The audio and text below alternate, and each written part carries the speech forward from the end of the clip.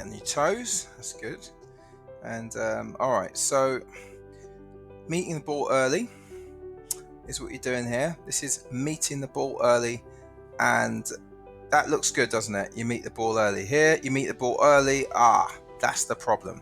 Now, can you see what's happened there? You've met the ball early, but there's no inertia. There's absolutely no force in that. What you should have done is you should have taken your time. You should have been patient. Now, look at this shot. Nice and relaxed. Oh, look at that. Catching the ball way below the net. Way below the net against what most coaches would say, where they like you to catch the ball early. I like this idea. Take your time. Relax. Enjoy. Wait for the ball. Be patient. Wait for the ball. Look, it's on its way. Pick it up. Just look, it's on its way. Now you can guide it through with all the brush. You can transfer your weight. You can put a nice brush on it. And you know what? And you can direct it with all the brush that you need. And look what happens. A nice brush ball. Not much effort, just nicely brushed. Look at that. Problem for the opponent. Now, many a times you can see this. Take your time. You've got more time than you think.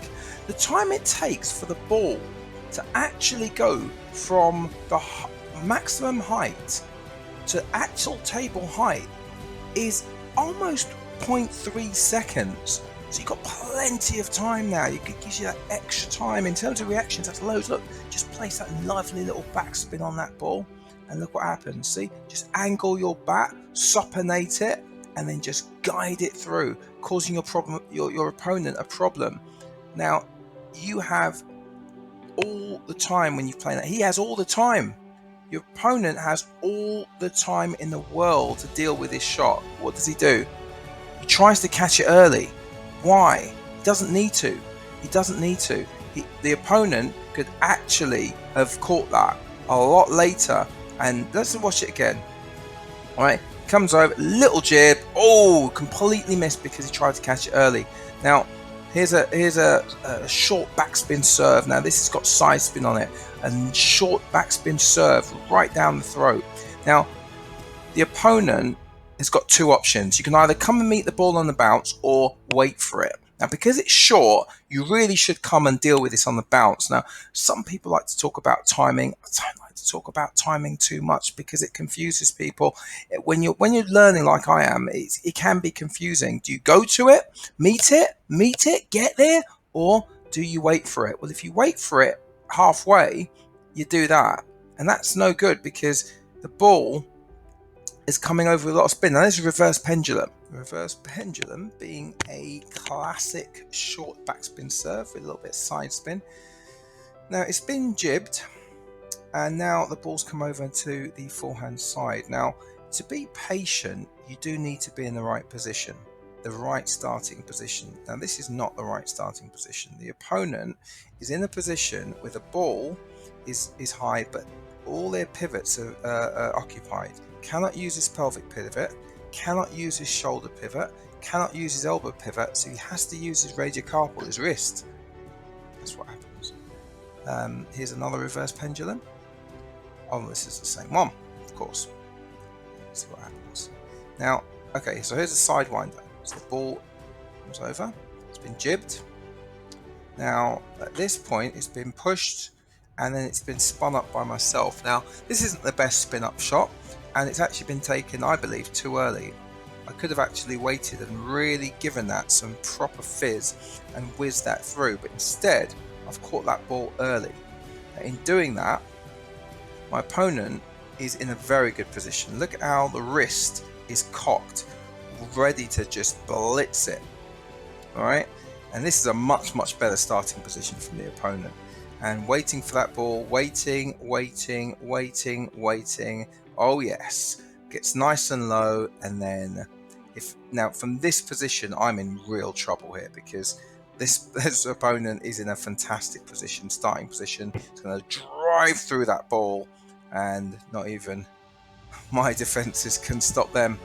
Okay, so here's a typhoon. The ball's going to have anticyclonic spin. It's going to swerve to the left. Terrible starting position from the opponent. Won't get there. Short backspin serves have side spin on them, and you need to get low to deal with them. You have to get low to deal with them. So the whole patience thing works if you are in the right position. Okay, so in the wrong position, that can happen again and again. Now, this is what happens if you're in the right position. Have a look at the opponent, whips in. Now, I've thrown in a nice forehand loop and it's been attacked violently. Again, once again, this move only happens when the opponent gets the right starting position. Do you see that starting position? So that all the weight can be transferred. Now, in that instance, have a look at that. Timing, boom. The ball has been just caught with a lovely backspin there. Sidewinder, starting position wasn't great. Catch that off the bounce, got too much side spin. So as you can see, should have waited. He should have waited. He had all the time. Why didn't he wait? There you go. Just wait for it. And when I've pushed it there, when I've prodded that, he could have waited. He had time. But in the end, so there you go again. I like this rally because lots of time, very patient. Look at that. So it comes over, a half decent loop, a vicious loop, well blocked. He's now off balance. And then the snake shot, that's the only anti-cyclonic mid-range shot that you could do, mid-rally shot that you could use. Here's another snake. Snake is a fantastic accompaniment to a short backspin serve because when the rally is spinny and you have a shot which can spin like that, it causes all kinds of problems. You're spinning them one way, cyclonic, and then you can spin them the other way.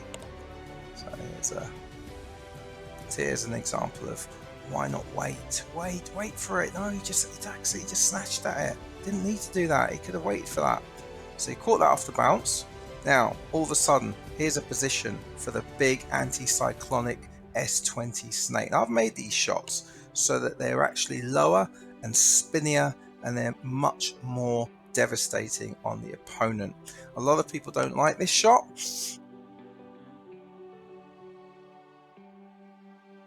This is going to be whipped in, and have a look at the way in which this is going to completely discombobulate the opponent.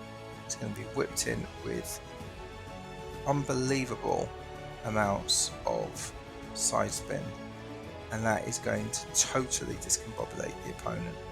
All that spin that was introduced from the initial part of the rally came out into that snake. Now, look at that little jib, all they had to do was wait. Snake shot, problem. Have a look at that. See, introduce the spin from the short backspin serve. Snake corroborates that and turns it into anti-cyclonic spin. The first pendulum, little jib. Now, have a look. Now, the opponent needs to meet this on the bounce, really, or wait for it. Doesn't do either. That's the problem. Introducing the spin. Waited for it. Look at the patience. Something that I'm working on. Waiting, boom. Look how low that was taken. That was taken below table.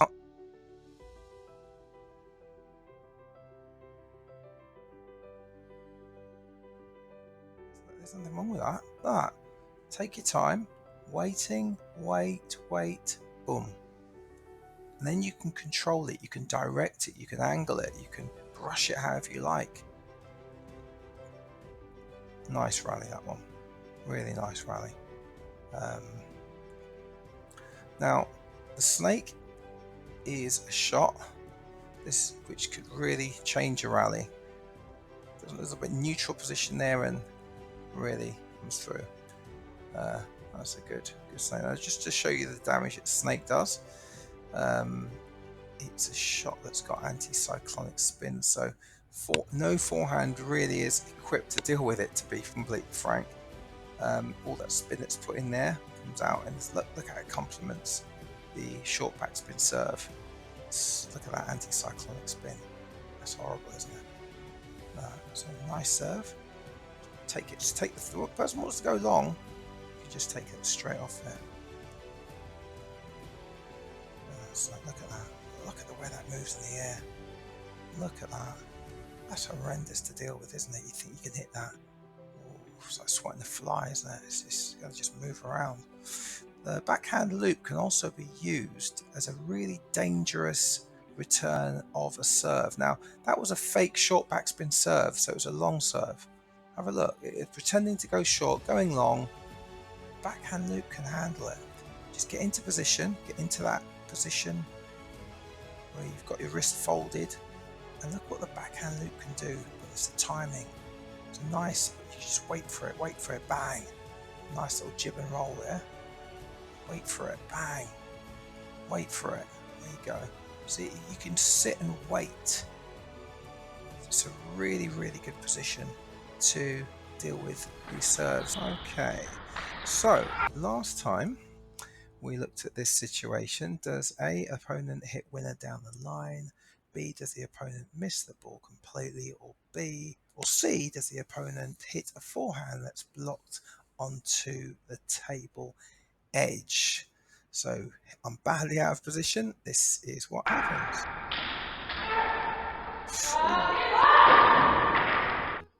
Yes, the answer is C. So here's another one. Oh, another dive. A.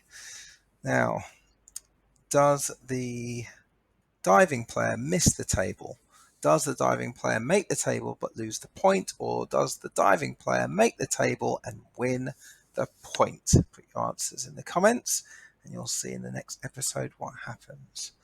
Now, if you like these videos, then like these videos, subscribe and hit the notification bell, and you will get more. Guys, let's get good at this game.